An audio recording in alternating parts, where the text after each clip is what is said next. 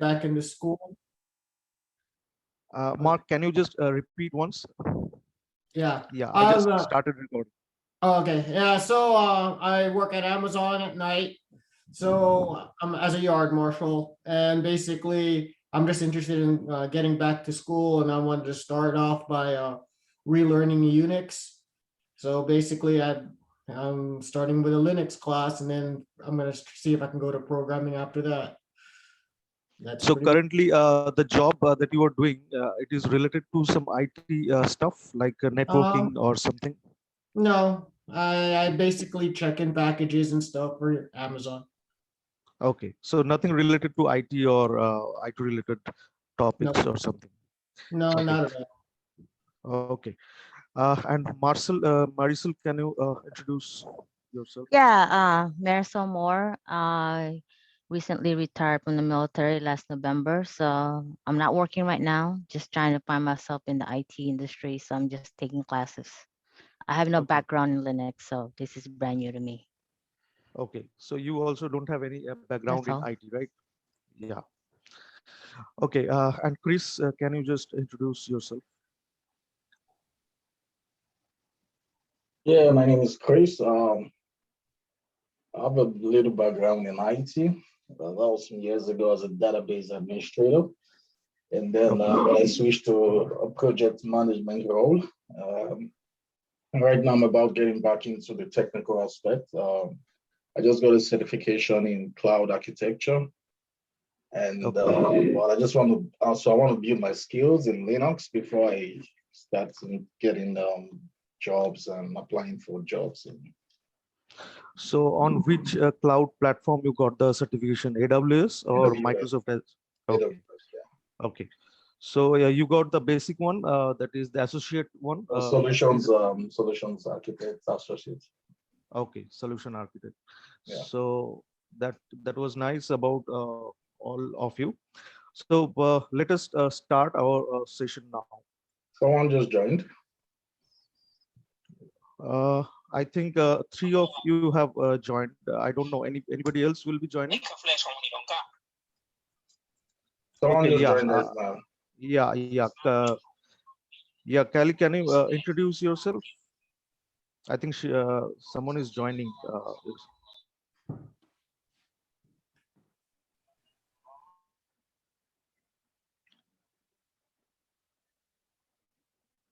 I'm sorry. Can you hear me? Yeah, am I audible to you? Yes. So Yes, you are. we are just introducing ourselves. So my name is Giridhari. I'm the instructor here, and I'm here in the IT industry for the last 15 years. So I have worked as network administrator, system administrator, as well as I have worked as security analyst. So can you introduce yourself a bit, Kelly? Can you Yes. introduce yourself? Yeah. Yeah. Yeah. My name is Mamadou Kali Jalu, but usually people call me Kali. I'm a Okay. recent computer science grad, uh, and um, I started working with as a software developer and IT assistant recently Okay. with a trucking company. Okay. So So this is your first job, right. Yes. and you graduated in this year, 2020 or maybe 21. Yeah. Yes, in 2020 Okay. August. Okay. So you are a fresh graduate and you have started your career, right? Right. Right. Okay. So you have a little bit of background in IT, since you have In computer, in programming. in programming. So Yes. on which language you have more expertise? Uh, well, I did Python and Java a little bit. Okay. So Okay. my favorite is Python. Your favorite is Python. Right. So today we are going to start the session one of 4 weeks Linux and Unix developer training program. And today's date is 28th June 2021. So that's where we are going to learn today certain topics on introduction to Linux, which are what is Linux, what are the different distributions of Linux, what are the benefits of using Linux, and many more. So let's start our session now. So as most of you maybe have, so any of you have already used Linux or currently using Linux? I used it in the past. I took a couple classes in Unix a long time ago. John Muster was actually my favorite teacher. I don't know if you know who he is. So other than that, not too much. I was using it Correct. for a while. Currently, you are using any Linux at your system in your desktop or laptop? Oh, I have a desktop. I just reloaded CentOS on my other Okay. laptop. Basically, I'm using Windows on one laptop. I have CentOS open on the other laptop. Okay. And Marcel, are you using any Linux or anything related to Linux? No, like I said, I'm new to the IT role. I'm just using a Windows-based laptop, so Okay. I don't even know if there's a Linux in this laptop. So, So so you are using Windows 10, right? yes. Okay. And Chris? Yeah, I just use it for my AWS work right now. Okay. So So you are having the Linux in the cloud or you have it in your system? I use the Putty. I haven't installed I used to have CentOS on my Ubuntu, but I don't have it anymore. I deleted it. Okay. Right So away. a little bit of Ubuntu and CentOS maybe. Yes. Okay. And Kelly, do you have any Linux installed in your system, or do you have any access to any Uh, Linux system? yes, I have. I have CentOS downloaded in the VirtualBox. Okay. Okay. So you have just downloaded, so maybe you will be starting using it. Have you used Linux before? A little bit. Yeah, I kind of like I'm a little bit familiar with the basic stuff, like, but Okay. not much. Yeah. Okay. Thank you. So most of you may be knowing that Linux is originally it is being originated from the operating system, which is in Unix. So Unix it is told that it is the mother of all operating systems. So most of the operating system that we see nowadays, uh, Linux as well as Android, even Mac OS, they are being developed on the basic codes of Unix. So Unix was the original mother operating system that was there in 1960, and it was being used by Dennis Ritchie and Ken Thompson. So both of them also invented the programming language that we all know, the C language. So Linux is a free and open source operating system. So when we talk about free and open source, so the thing is, what is the difference between a free and open source? Can anybody define it? Oh, Any, okay. free, like an open source, basically anyone can change it, or there's no license to it. Kind of like it's a free license. You're not gonna get sued if you like try and like do a distribution, I guess. But then like Unix, I think you have to like pay a certain amount to be using it. So it's not like a free open distribution. Yeah, I'm correct. guessing. So Unix is a commercial software, commercial operating system, and when it was developed, so it was one of the costly operating system at that time. So when we talk about free and open source, definitely free because it is not chargeable. You don't have to pay any money. And the second thing, open source means the codes that are there, the programming codes that are there in the operating system, they can be easily modified. There is no limitation. Like for example, Windows, it is a commercial operating system, and it is a licensed operating system. Even uh, Linux also has certain versions like a Red Hat Enterprise Linux. It is a commercial Linux, so nobody is allowed to change the software codes that are there in the operating system. But certain other version like Ubuntu, you can change the coding or codes that are present within the operating system. You can modify it, you can change the interface, you can change the features.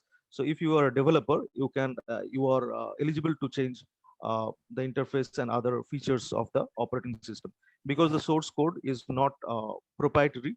It is open source, and it is not locked down, so that anybody cannot open the source code and anybody cannot change it. So open source means you are being given a right to change the source code and modify it as per your requirement. So at its core, the Linux operating system is derived from the Unix, and Unix was created in 1960.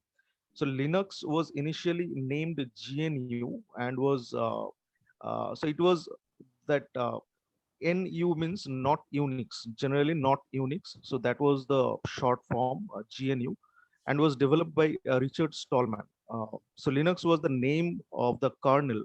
So again, some topics here maybe we will be discussing, that every operating system has got a certain part. Like in case of Linux, the core of the operating system is called a kernel. So there is a core operating system there. Let me show you one diagram. Just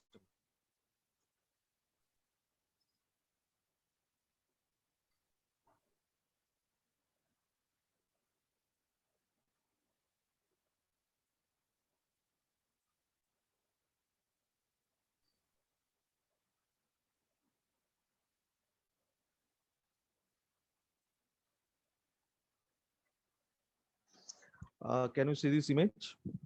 Yeah.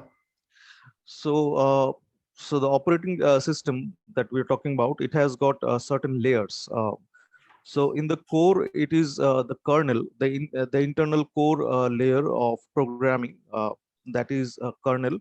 And above kernel, there is a layer called shell, where we actually execute the CLI, the command line interface, where we execute certain commands.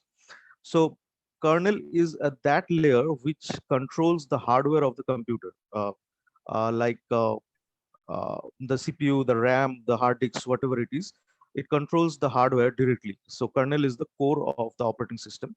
And since kernel can only understand machine language, like the binary languages, so we need an interface so that we can give commands to kernel.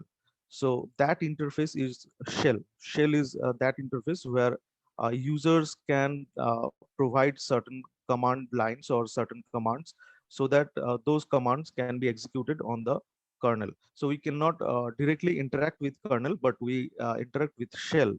And generally, you will see when we will start working with Linux, there is a command line interface, or what we call is a terminal. Like in Windows, we have a DOS prompt, the command prompt that we use for executing commands. So similarly, in Linux also, we will have a terminal where we will be executing certain commands. And above the shell, then there is a layer called X11. So it is actually the GUI of Linux, the graphics interface of the Linux that is there for people who are most familiar with using Windows or any other operating system. So GUI is very helpful, because it's not always possible for everyone to execute commands, because they have to learn the commands, they have to have a knowledge on the commands. But otherwise, if there is a GUI on the operating system, anybody can try to do certain basic things if it has got a GUI on it. So the GUI is above a shell, by which again we can control and we can give instruction to kernel. And finally, the desktop environment. With the GUI, we get the desktop environment, we get the icons and all those application uh, softwares that are there in the operating system. And so the application, the finally the layer that we see where end user work, it is the application layer. So maybe if you have a little bit of idea in networking, so there also we have a model called OSI model, where we talk about that there are 7 layers in networking. So similarly, here in the operating system also, the final layer or the end user layer is application layer. So whatever software we are working on, whether it's an internet browser or whether it's a text editor or whether it's a spreadsheet editor, whatever software we're using, it is nothing but an application software. So basically, when I teach to my students about hardware and software, so I tell them that softwares can be basically be divided into 2 types. One is system software and another is application software. So system software is something which controls the hardware directly. So it is the software that is used to control the hardware of your system, like the CPU, the RAM, the hard disks, and any devices that are connected with the motherboard. And application software is a software which we can only install once there is an operating system. If you have an operating system in your computer or desktop or laptop, then only you can install some additional softwares which are called application softwares, which are developed for some specific purpose. Let's say a PDF reader. A PDF reader is a specific software to read PDF files, and a Word or text editor could be like MS Word or any other WordPad. Similarly, there could be presentation application to create PPT presentation in Windows as well as in Linux also. So whatever we do on the computer, we are actually working on the application layer. So that is the final layer in the operating system, and it interacts with the desktop environment, and that is the GUI, and then it executes command on the shell, and finally shell controls the kernel, and kernel finally controls the hardware of the system. So this is the structure of the Linux operating system. Technically, could you actually run the applications without the desktop and the X11 GUI? You could just directly do it from the shell. Yeah, in certain cases, applications can be run. They have a command also. So we can execute the application with the command. And maybe you have an icon also. You can run it from the icon that is present. Otherwise, you can go to the terminal and you can type in the application name, and yeah, the interface will come up. So we Oh. can execute from the command line as well as from the desktop. All right. So coming back to my presentation.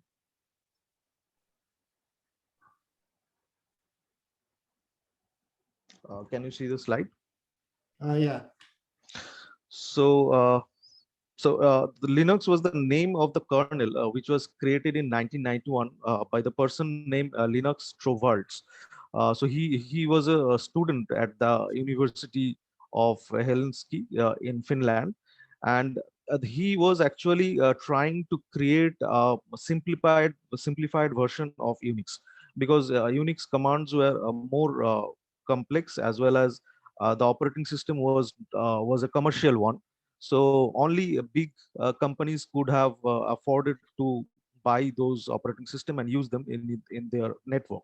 So that's why his intention was to create a simple operating system with simple codes, and maybe his intention was also to create a open source, or because at that time the open source concept was not there. Only commercial softwares were prevailing at that time. So he developed it, and with his name, Linux Torvalds. So the kernel was named as Linux or Linux, and later on people started calling the entire operating system with that name, the Linux. So people started calling the GNU OS. So it is generally not Unix OS. So it was not Unix, but it has been derived. So there are many conflicts in certain books and articles. Some people say that Linux codes are generated from Unix, and some people say that uh, it is a fresh code that was written by Torvalds.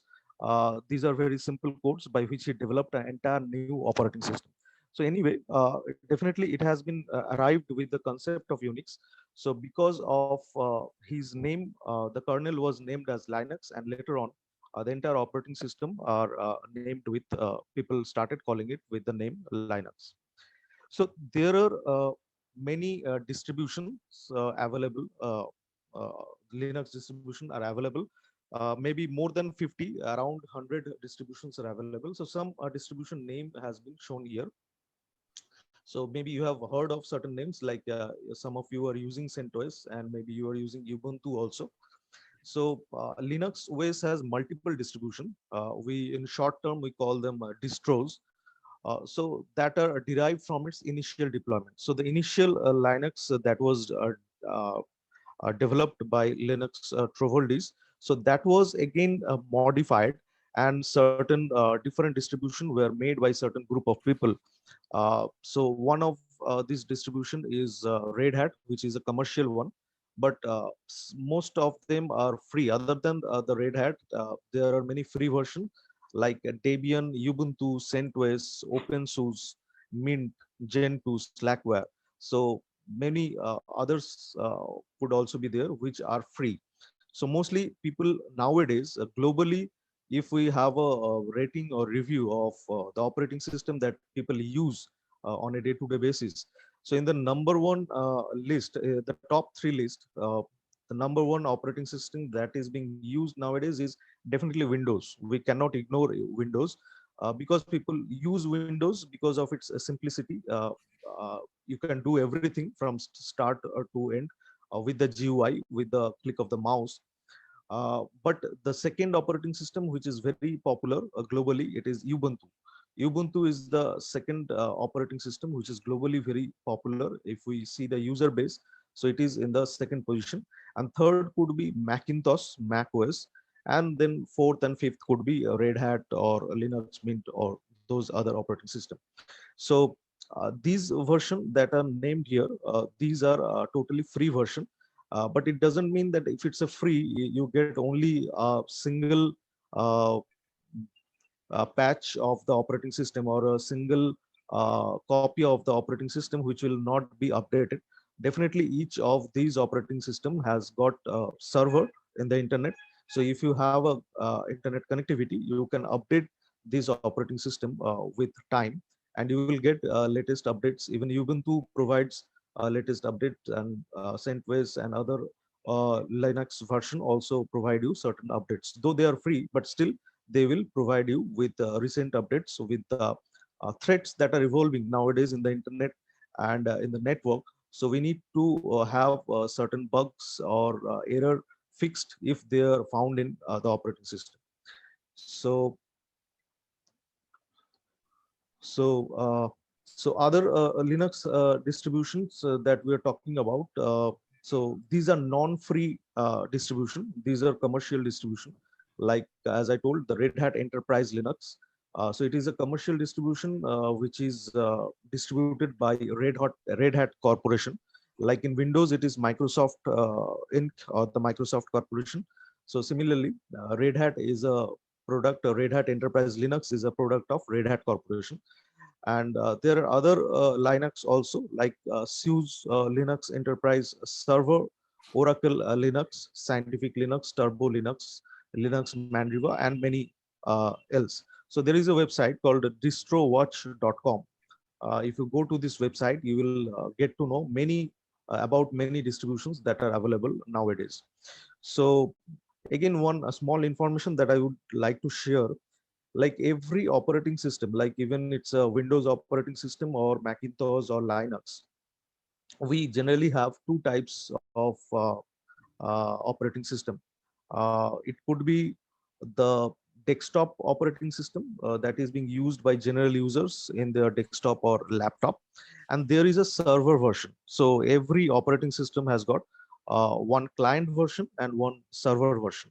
So Ubuntu and other Red Hat also, they also have one desktop version, and they have one server version. So when we need to build up a server, so maybe you people already know what is the difference between a normal client machine, desktop, or normal laptop, and what is the difference between a server.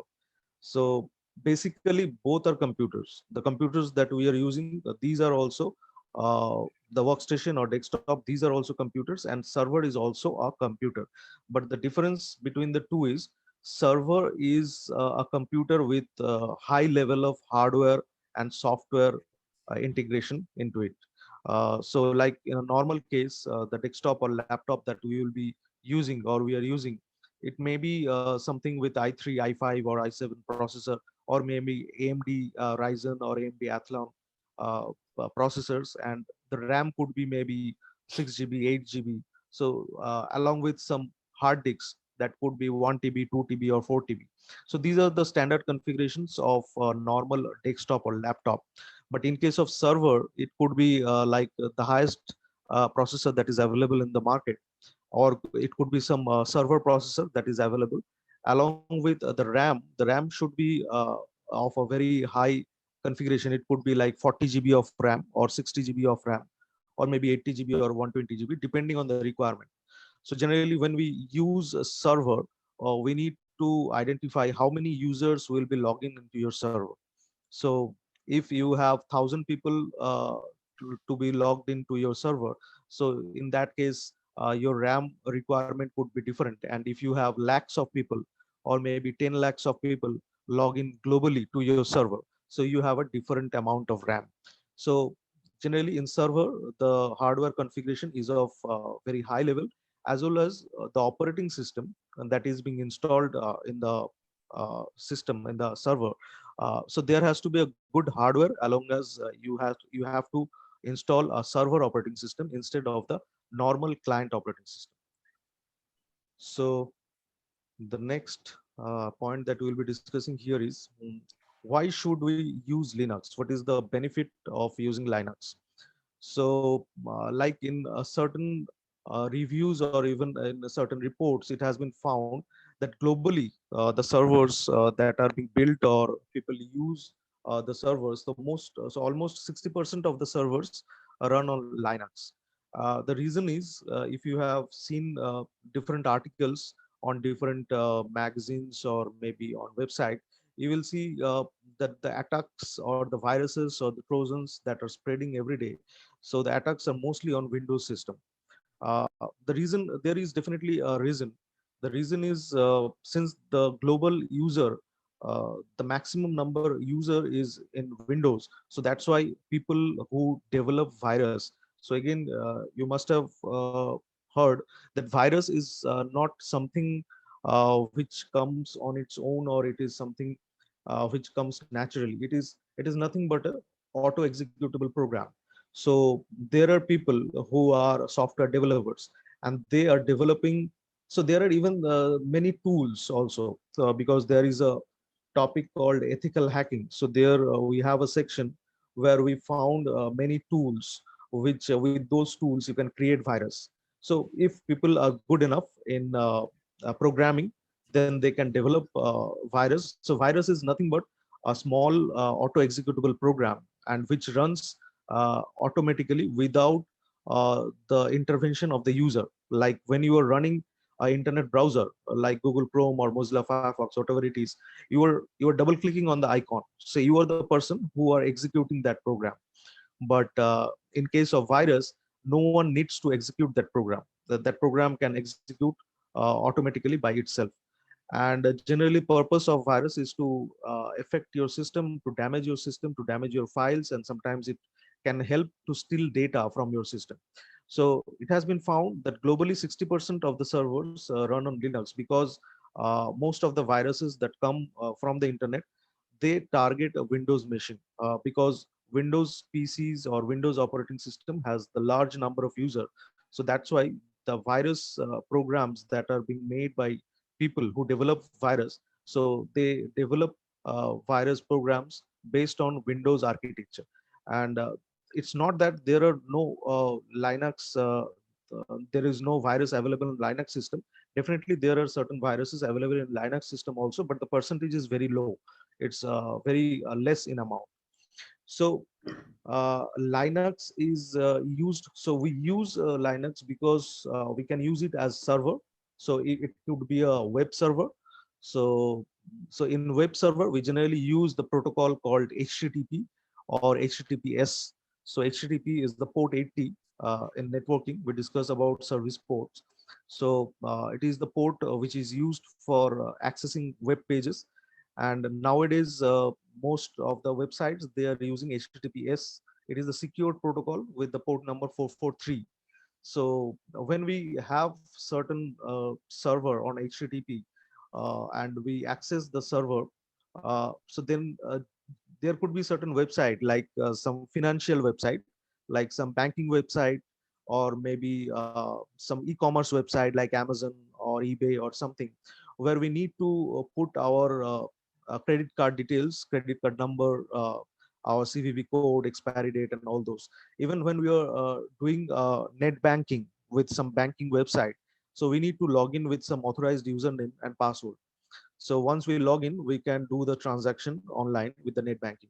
So if the website of the bank is being built on a HTTP protocol, so there are certain software, like one software is called Wireshark. It is a packet sniffer software. There are many packet sniffer softwares, packet capturing softwares, which you can use in a network to identify what is the username that the people have given on the website, what is the password they have given. Even when they are putting the credit card details, you can also get the information of the credit card number and CVV code, expiry date. So every traffic can be captured with traffic capturing software or traffic analysis software. And the most popular one is Wireshark. So that's why nowadays people do not create servers on HTTP. They mostly try to create them on HTTPS. So in HTTPS, whatever you type in the website, so they are encrypted and they are changed into a unreadable format. So the normal text that you write in the website, the username and password that you type in into the website, they are converted into unreadable formats. So other than that, there are FTP server, DNS server, file server. Uh, so probably you already know what is FTP server. Mark, can you tell me what is a FTP server? No, I can't. Any idea? Any idea? If there is no idea, not a problem. You I said know the it's a file transfer FTP? protocol, right? File Yeah, something protocol, yeah. Yeah, file transfer. That's what it, file transfer protocol. I knew it was something like that. yeah. So when we use a FTP server, Chris, you are telling something. Any idea when we use a FTP server? When transferring files over the internet, I guess. Yeah. So FTP server is more or less it's a server which we use to upload files and download files. So it is a server which stores files. So files could be of any type. It could be a text file, it could be an Excel sheet, a spreadsheet, or it could be some presentation, it could be some image file, audio, video, any type of files. So when we need to upload files to a server, and when we need to download them at certain point of time, so we set up FTP servers. So FTP servers, there is another way of sharing files in the network, which is called file sharing. But file sharing is a little bit slow process. When you share file in the network, maybe you are in the LAN network, and you and your colleague want to share a file which is present in your system, maybe in the D drive or E drive or in the desktop. So you can share the file from your desktop in a local LAN environment. So your colleague can also access it if he is also in the same network. But in FTP, the thing is, the transfer speed is quite high. So that's why we prefer FTP. And as well as in FTP, we can have username and password. In file server, definitely the system username and password is the password, but otherwise there are no password for accessing the files. But in FTP, we can have separate FTP accounts and we can have separate username and password. Similarly, On the FTP, is there usually like a file size that you can't go up? So like, they have a limit because they want the speed. So is there like a limit to like how big those files can be? yeah, correct. Because if it is a global FTP server and people are accessing it throughout the world and they are downloading files, So sometimes you will see that there are many websites which are providing you with the download link for ISO image of the operating system, like Windows 10, Windows 7, or Linux. So there are many good sites which provide you with link with downloading the ISO image, and the size of the file is it could be 2 GB, 3 GB, 4 GB. So that much amount of file can be downloaded from the FTP. But again, it could be limited to a certain file size also by the administrator, the network administrator, who is administrating that FTP server, or who has the administrative rights. So he can also control the limit, how much file size could be uploaded and how much could be downloaded. Because if globally people try to download huge files together, so the speed will be very slow, and the performance will deteriorate. So that's why sometimes some restrictions are made on FTP servers. So again, there is another server called DNS server. So probably you know of DNS server. So the name DNS is domain name system. So a DNS server is a server which we generally use when we browse the internet, when we are typing down any website name in our uh, Google Chrome or Mozilla Firefox or whatever browser we are using. When we are typing down some website name, so actually the request first goes to the DNS server, and there that website name. So the name that we see like MSN.com, Yahoo.com, or whatever it is, Google.com. So these are domain names. So these domain names are actually they are mapped with some public IP of those servers. So google.com, yahoo.com, or msn.com, they have a server which is a web server, and every server has got a public IP address. But it is generally not very easy for anybody to remember 10 public IP address or 20 public IP address, because we visit many websites throughout the day, and it would not be very easy for any user to remember the IP addresses of those websites. So instead, this concept of domain name was developed, where we can easily remember a website with its domain name, but at the time of accessing the server, uh, any computer, any networking device access another device with the IP address. They do not access with the name. So the name concept is only for human beings, so people can remember the name easily. But actually, when we type in some website name in the browser, so the request goes to the DNS server, and then it gets translated into its corresponding public IP address, and then we can access the server. So similarly, there could be file server. File server is a little bit like FTP, but FTP, as I told, it is more secured, and the data transmission rate is quite high. File server is generally used in a local LAN where you have a backup server where you take backup of your day-to-day files. So that is file server. So we can create many types of servers with a Linux operating system. And for desktop also, we can use Linux. As I told, they have two versions. One is a normal desktop version. It is a free alternative to Microsoft Windows versions, the versions that are available, Windows 7, 8, or 10, or whatever it is.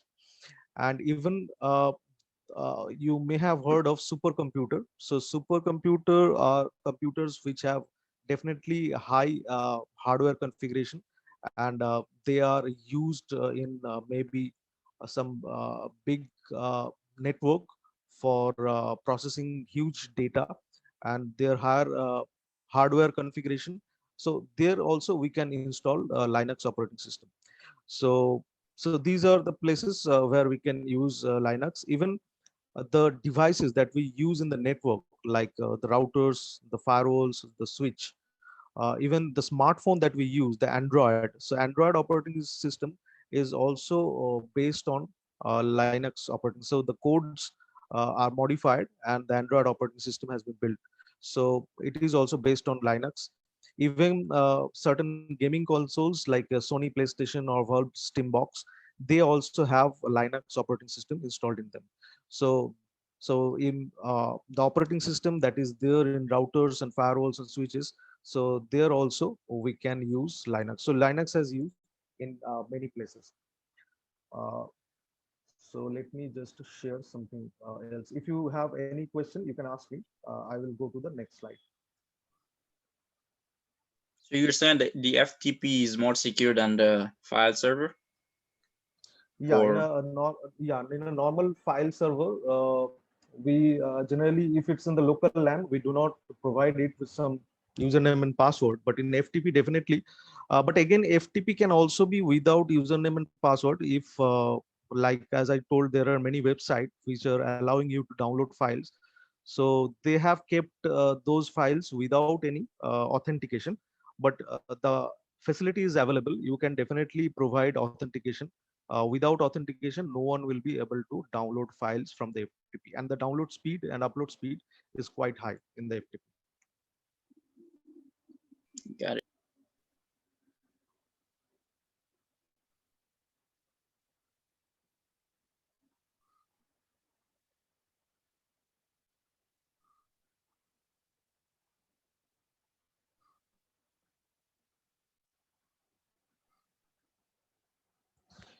Can you see this image? Yeah. So this has got the image of many distributions. So there could be more than 50 distributions available. But out of these, some of the distribution which are very popular, as I told, that the left-hand side, I have circled it with a red mark. So Red Hat is a very popular distribution, and it is a commercial distribution.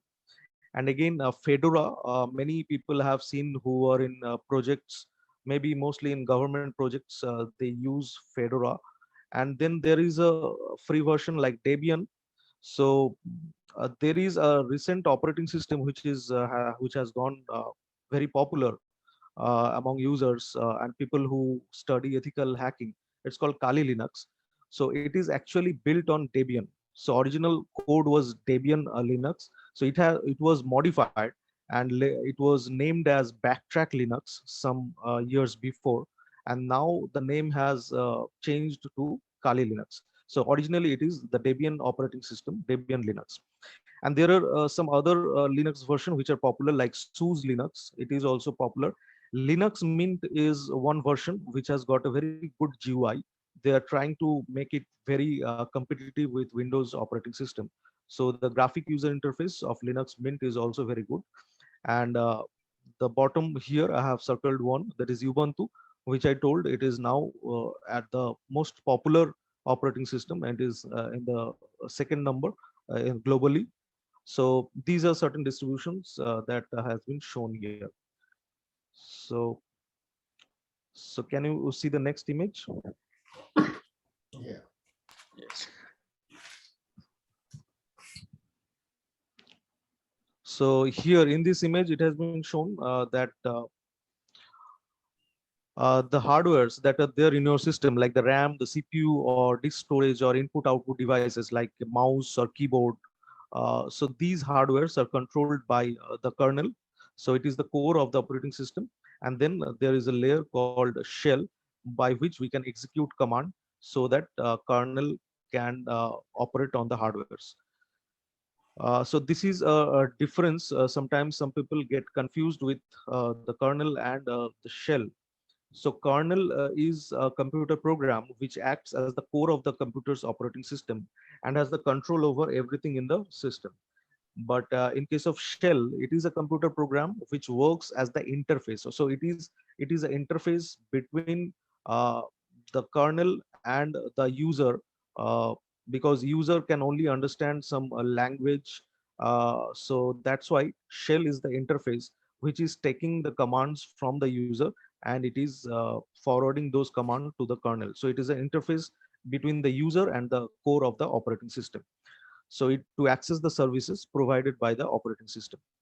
And second point, it has been told that so kernel is the core of the system that controls all the tasks, and shell is the interface. And kernel doesn't have types, but again I will say that kernel, though it doesn't have types, but kernel have many versions. Some older Linux could have a kernel 2.2 or 1 point something, and the latest kernel version could be something higher of that. So though they do not have types, but with time and with development, they have certain new versions. So like shell, shell can be of three types. One is bone shell, another is sea shell, another is corn shell, and another is bone again shell. That is what we call is bash shell. So most popularly, we use the bone again shell or the bash shell that is available in Ubuntu and many other Linux system. So these are certain types of shell which actually controls the kernel. So it is again a pictorial diagram that has been shown here, like a user, like in a Windows system, uh, they are giving the commands in the command prompt. So similarly here, the competitive software is terminal. In Linux, you will see terminal software where as a user we can give commands, and from the terminal they will be instructed to the shell. And so again, before shell, this is the interface. Terminal is the interface, the application interface, which actually helps a user to give command to shell. So without directly logging into the shell, we are actually using an application called terminal, which are forwarding the commands to the shell, and then finally shell is sending it to the kernel. So it has been shown with this orange color, and kernel is controlling the hardwares like CPU, memory, disk, and network adapters.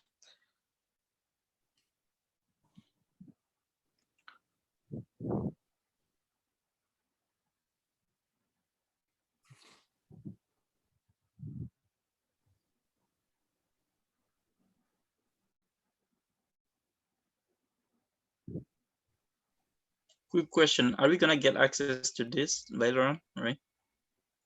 No, Uh, the you want material. to get access to some Linux operating system? Oh no, the material that you're presenting. I meant Okay, he okay. meant the Yeah. PowerPoint. This, yeah, The PowerPoint. PowerPoint, Yeah, yeah. definitely. Yeah, after the class, these things will be uploaded in a sharing folder. Maybe you will be provided, or you already have been provided with a link. So you will get these materials there, and you will also get this Oh, recording of this entire session. Okay. sure, awesome. Thank you. So coming back to the next topic.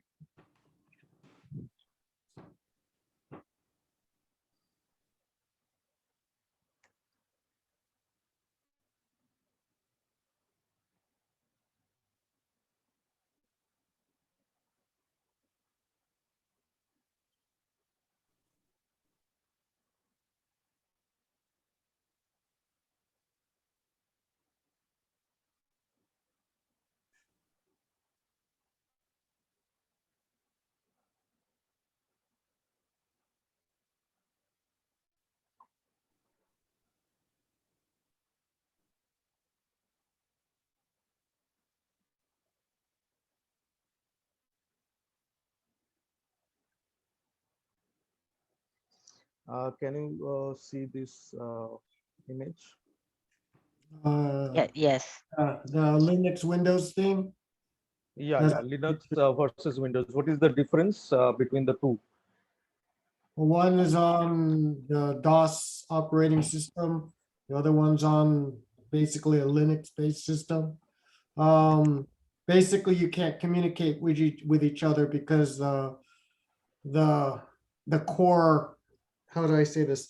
The core operating system is based on a totally different coding system. So even though they are both going in communicating with the machine language, they they're doing it with different codes and different ASCIIs, I presume, meaning that you can't run a Windows program in a Linux environment, and you probably can't run a Linux program in a Windows environment unless you have some sort of translator, which I'm sure someone's invented. Yeah. So the thing is, you will see that there are many application software. A very simple application software I can give an example is VLC.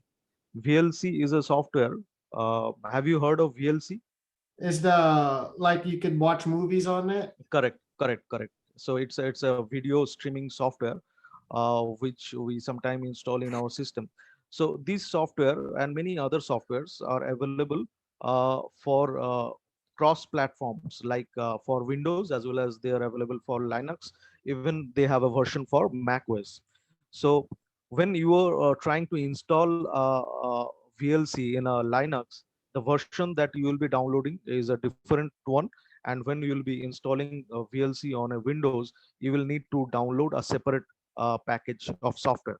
The main difference why the same software is having different packages, the operating system, as you told, the codes are totally different. So Linux, so any operating system that is developed based on a Linux operating system, any software that is being developed, that could not be identified by the Windows operating system or Mac OS. So we need to have separate version of a particular application software to be installed on a specific operating system. The main difference is in the file structure. The file structure that is there in Windows and the file structure that is there in Linux is totally different. So like in Windows, we know that when we install Windows, at least one drive is created that is called C drive, right? But in case of Linux, there is no concept of drive, C drive, D drive, or something. Everything that is there, it is considered as a directory. So everything that is present in a Linux system, so they are considered as directories. So there is a root directory. So like in Windows, it is a C drive, that is the main drive where the operating system gets loaded. Even if you don't partition your hard disks, so you will definitely have one drive, that is C drive. But in a Linux system, it is the root directory. It is nothing like C drive, D drive, or E drive. It is root directory. And like if you have multiple partition, so they will be shown like SDA 0, SDA 1, SDA 2. So these are certain directories that you will get them under the main directory, that is the root directory. There are certain subdirectories like etc, bin, user, tmp, and dev.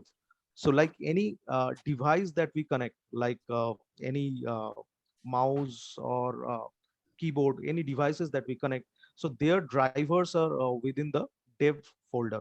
And like in Windows, we can create multiple user login. We generally have a default login, that is the administrator login. When we install Windows operating system, the first account that is created, it is the admin account. So that account has got every privileges. You can install any software, you can uninstall any software, you can change the settings, you can configure your LAN card, anything you can do with the admin account. So similarly, in Linux also, you have a root account which has got the super user permission. And when you are installing the Linux system, it will ask to create you a user account. So the user account can have admin accounts, admin privileges, but again, it could be a standard account. And it's not only a single account that could be there. You can have multiple accounts in a Linux system. Like in Windows also, maybe you know that you can have multiple accounts. Maybe a single desktop or laptop is being used in your family. Maybe you, your brother, or your any other family member are using the same desktop. But the thing is, they have different login. You have a different login ID, they have a different login ID. So you can create multiple login ID in Windows system. Similarly, you can create multiple user accounts in Linux system also. So the structure is here. They have a root directory, and under the root directory, there are many subdirectories. So the files that are there in a Linux or Unix, so everything is a file. So there is the concept that we generally have in Windows, we call it drive or folder. So the folder concept is not here. So as you can see, like files are a warehouse for other file types. You can have a directory file. So directory is again considered as a file.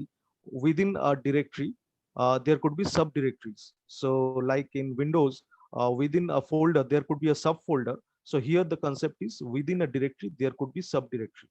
You can take them as folders found in Windows operating system. So like in Windows, we consider the folders and subfolders. So here the concept is directories and subdirectories. And everything is a file. Everything is considered as a file. So directories are files, files are files, devices like printer. mouse, keyboard, etc. Everything is considered as a file in Linux architecture operating system.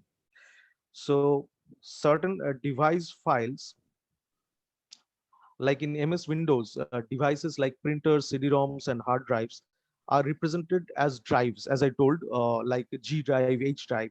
So in Linux, they are represented as files. For example, if the first SATA hard drive, so as I told, it could be C drive, D drive, E drive in Windows.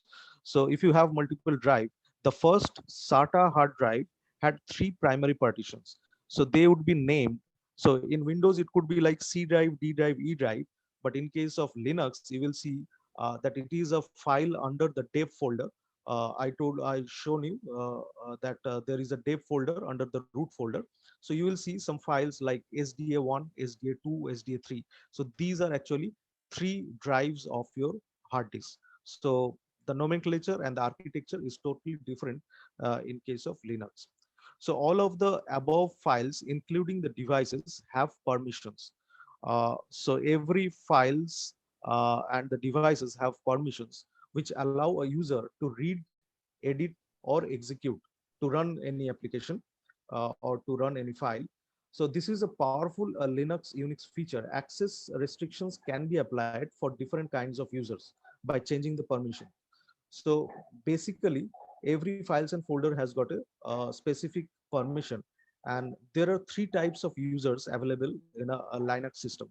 Like in Windows also, we have the admin account, we have a standard account, and we have a guest account. You must have seen somewhere that there are guest accounts. So generally, guest accounts do not need any password in Windows system. If you have a guest account, you can just click on the guest account and you will be logged in, but you will have very less privilege. You cannot install any software within a guest account, because whenever you will try to install any software within a guest account in Windows, so it will ask you for the admin username, for the admin password. So similarly, in Linux system also, they have 3 types of accounts. One is a regular account, that is the standard account. Another is the administrative or the root account. In the root account, you will have the full super user permission. You can install anything, you can uninstall anything. And the third is the service account. So what is the difference? I think the regular and administrative is clear to you. Administrative account has got all privileges, but regular account could be a standard account, which by which you can definitely do your day-to-day task. You can browse internet, you can open a Word file or Excel file. In Linux, they are called the writer, the calc, and the presentation file. So you can open any file, you can write anything. Those things are okay, but you cannot install anything on your own. Whenever you will try to install anything in a regular account, so it will ask you for some administrative privileges or administrative password. So regarding regular account, it is being said, it is created for you when you install Ubuntu on your system. All your files and folders are stored in home. So any account that we create after installing the Ubuntu or any Linux system, so it is created under the home directory. So there was a root directory, and under that there were certain directories. One directory was home directory. So any account that we create, it will be created under the home directory, which is your home directory. As a regular user, you do not have access to directories of other users. So normally, like in Windows system, as I told, that it could be the same desktop that you are using with your family members, but maybe you have a different username and they have a different username. But in Windows, generally, the files that are there in the D drive or E drive, they can be accessed with any login. But the desktop environment, whatever files that are there in the desktop, they are generally viewable on that particular login, the login that you are doing on a Windows system. So similarly here, if you have multiple logins in Linux system, you cannot access the files that are being created by the other user with a different login in the same system. If he has created some files or folder, you cannot access them with the other login ID that has been created on the same system. And root user, I think you have understood, it is the super user by which you can modify anything, you can install or uninstall anything. And service user, so anybody has any idea of what is a service user?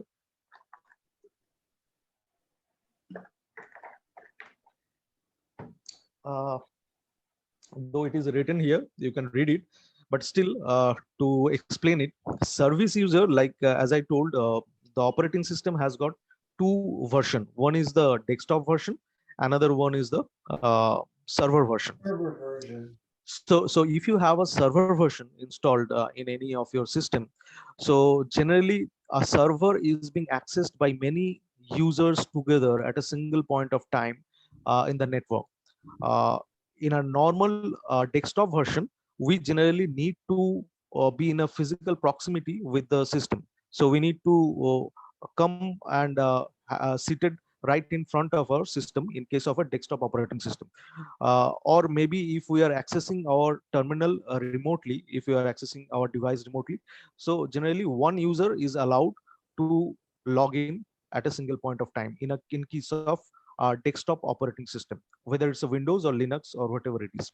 So in case of server operating system, when you are considering a server operating system, a Linux server operating system, so servers are meant to be used by multiple user at a single point of time. It is not restricted for a single user login. So people create or people develop server so that servers can be accessed globally. Even if it's a local server, they are accessed locally. If it is a global server like web server, FTP server, email server, so if it's a global server, they are being accessed globally, and multiple users. So users could be 100 user, could be 1,000 user, could be lakhs of users, depending on the server's hardware configuration. It can handle multiple users as a single point of time. So Yes. those users, yeah, go ahead. Um, under the service user, could it be something like the service user is on the server side, right? Could he actually be in charge of multiple super users?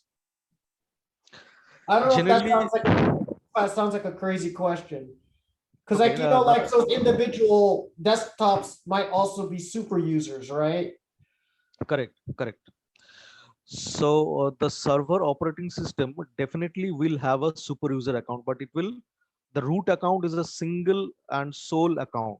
There could not be multiple root accounts. There is a single root account, and generally the administrator, the server administrator, or the system administrator, or maybe network administrator, who is taking care of that server. So he holds the root account credential.